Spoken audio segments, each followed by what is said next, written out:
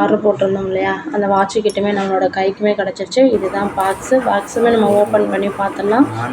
பாக்ஸுமே சூப்பராக வந்து சேஃப்டியாக வந்து நமக்குமே வந்திருக்கு. இதுதான் நம்மளோட வாட்சோட பில்லுமே வந்து சூப்பராக வந்திருக்கு. பில்லோடமே உள்ளேயே வச்சு நமக்கு எப்படி இருக்குது அப்படின்னு சொல்லிட்டு நமக்கு ஃபுல்லாகவே பில்லு அனுப்பியிருக்காங்க.